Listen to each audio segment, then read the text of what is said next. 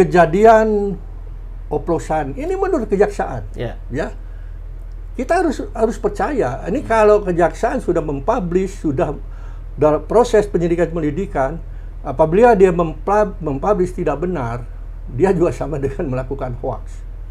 Ya, kecuali ada perbaikan yang bisa dipahami oleh masyarakat, ya bisa dipertanggungjawabkan. Kalau tidak, dia juga bisa kena undang-undang ITE. Nah, ini sudah jelas disebutkan oplosan pertalit pertama, ya kan? Ini sudah jelas kerugian hampir mencapai 1.000 triliun. Nah, pada ketika kejadian sudah disebutkan, tahunnya disebutkan Pak, 2018 sampai dengan 2000. Itu juga menarik itu tahun Pak. Nah itu ya sampai 2023. 2018 di 2019 ada apa? Pilpres. Jokowi versus ada Pilpres, Jokowi. Ya di rejim Jokowi. Pilpres butuh duit kan? Pasti. Iya. Terakhir di 2023 kan? Tahunnya lagi. Tahunnya. Pilpres juga. Besoknya setahun lagi Pilpres juga. Butuh duit juga kan? Jadi tuh uang sebesar itu ya tidak salah kalau ada orang pengamat yang menganalisis. Jangan-jangan nih duit ngalir sampai ke ujung sono dong. Ya. 2018 ngalir sampai ke ujung 2019.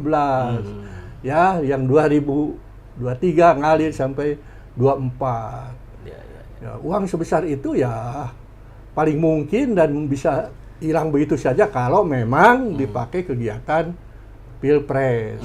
Ya, itu akan sulit.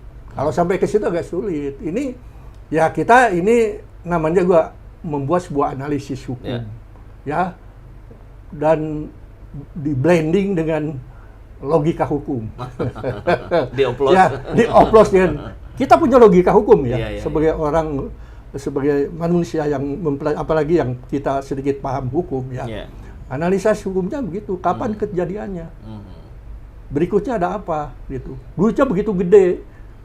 Sekarang kemana duitnya? Sekarang belum ada informasi kan dari Kejagung kalau dana sebesar itu sudah bisa diamankan, minimal setengahnya. Yang bisa diamankan yang tadi yang receh. 4 miliar. Ya. Tapi yang menarik terkait dengan itu, Pak Didin, itu tadi Kejagung sudah menyatakan bahwa Erik dan Boy tidak ada fakta. Padahal Erik dan Boy belum diperiksa. Biasanya kan diperiksa dulu, baru ketahuan nih ada apa enggak gitu. Iya, ya begini. Boleh saja ada pemeriksaan kan di penyelidikan, ya. Ini udah proses penyelidikan. Udah proses penyidikan. Ada sebuah kesimpulan di situ harus ada tersangka. Dan dari tersangka ini harus ada juga yang diduga bakal jadi tersangka atau posisi saksi. Ya. Nah, ini terlalu dini lah gitu untuk menyatakan nggak usah ngomong nggak apa sih. Nggak usah dibicarakan bahwa Erik siapa Boy Thohir itu nggak terlibat segala macam. Justru kalau diomongin orang menjadi penasaran karena tidak ada kewajiban dari Kejaksaan tidak ada kewajiban ya Kejagung untuk menyatakan Erik Thohir. Ini bukan tuduhan, ini kan sebuah analisis kebanyakan ya di masyarakat bahwa wah ini jangan-jangan menterinya terlibat segala macam. Ini baru dugaan-dugaan, biarkan saja, periksa saja dulu. Kenapa? Karena proses munculnya tersangka baru bukan hanya di tingkat penyidikan. Ini tingkat penyidikan baru penyidikan sekarang. Nanti sebuah proses hukum masuk litigasi, sidang di pengadilan bisa saja muncul di situ. Ada tersangka baru. Makanya jangan terlalu gegabah bicara dan terlalu cepat ya Jaksa Agung. Bahkan itu menjadi tidak produktif pernyataannya. Kontraproduktif. Kontraproduktif. Ya, bahkan banyak nanti masyarakat yang mencurigai macam-macam itu tadi. Ya, apalagi pernyataan itu dilansir setelah ketemu. Nah, itu dia. Ya ngapain sih? Kata saya juga ketemu ngapain? Buat apa sih ketemu? Ini sudah masalah teknis hukum loh Pak.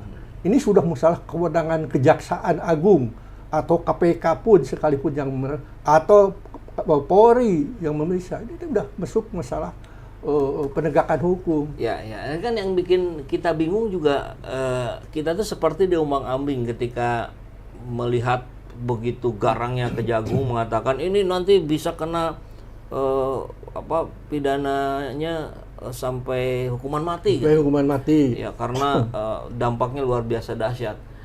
Kemudian kan kita juga berpikir, kenapa ini kok sampai segarang ini Kejagung kepada Petra Niaga dan kawan-kawan itu?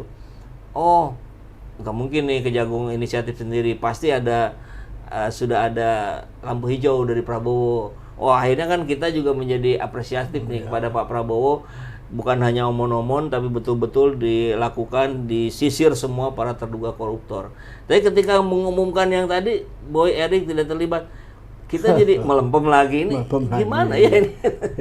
Ya tadi yang disebut kontraproduktif itu ya, bahwa komunikasi politik, karena mereka pejabat-pejabat politik kan, kalau sudah tingkat di kabinet ya itu barangkali yang kurang dipahami ya. Apa yang mesti disampaikan kepada masyarakat itu juga hati-hati ya.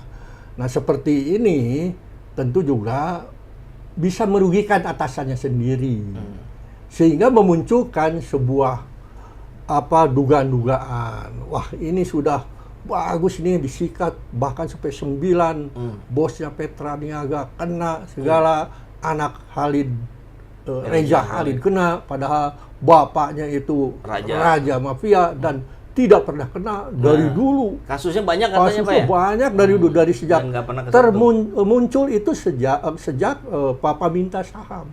Setia Novanto itu dulu, udah lama. Sebelum itu pasti dia juga udah pernah bermain. Nah sekarang nih kena nih perusahaannya dan anaknya. Ini kan sudah luar biasa. Sudah kita apresiasi lah ya.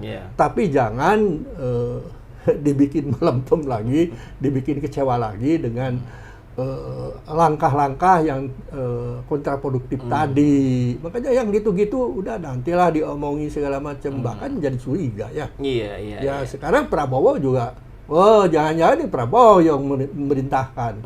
Ya, orang bertanya-tanya bisa sampai ke situ. Kalau begitu maju kita diskusinya Pak. Mestinya Pak Prabowo ini bersikap apa atau melakukan apa dalam penanganan kasus-kasus mega korupsi seperti ini? Ya, tindakan pertama ya harus redam kekecewaan masyarakat. Panggil jaksa agungnya. Ya kan? Perintahkan untuk ini diproses secara benar. Perintahkan proses secara benar, ya. Dan itu tadi jangan mendahului hal-hal yang tidak jelas. Ya, yang nuansanya bahkan jadi nuansa politis tentang Erick Thohir, Boy Thohir. Walaupun itu kan dugaan, kita juga tidak menuduh bahwa dia makan duit itu kan tidak. Itu baru pakai logika hukum, lalu ada sebuah analisis hubungannya ke situ. Oh ini kepentingannya ke sini. Jangan-jangan dia terlibat. Masih diduga ya. Diduga, tapi jangan terlalu reaktif seperti itu. Nah sekarang itu yang mesti dibenahi dulu. Ya setelah itu namanya Prabowo itu sekarang jadi presiden, orang nomor 1 yang paling berkuasa, yang membawahi 3 lembaga anti rasuah, ya itu ada Polri, ada jaksa. Ya harus tegas, ya kalau dia ingin kemarin ada sedikit kekisruhan ya soal komunikasi politik dari Prabowo, ya keluar kata endasmu, ya kan. Ya Jokowi membantu kita ya, untuk Pilpres, itu kan komunikasi politik yang buruk menurut saya. Nggak perlu harus seperti itu. Biasa saja. Bahwa dia mengundang mantan partai, mantan presiden, ya semua juga diundang. Tapi nggak perlu gitu sampai seperti itu. Itu komunikasi yang buruk. Kenapa? Karena ketika masyarakat sedang meminta supaya Jokowi diadili, malah ini dipuji-puji selangit, ya. Nah, seperti itu tuh komunikasi yang kurang bagus, sehingga nanti menurut saya ke depan kembali kepada yang tadi ya, bahwa dia memiliki kewenangan, ya, untuk mengatur semua ini. dalam pengertian mengatur bukan turut campur dari substansi hukumnya, materinya, tapi langkah-langkah strategis Jaksa Agung, dia harus betul-betul pastikan udah benar, gitu. Kalau berhentinya di sini, kalau tidak harus naik ke atas ya, naikin ke atas, ya harus begitu. Ini kesempatan, Pak, kesempatan, ya untuk Prabowo untuk memperlihatkan bahwa hukum tegak di rejim saya, gitu loh. Hukum tidak tumpul ke atas, tajam ke bawah di rejim saya. Ini kesempatan.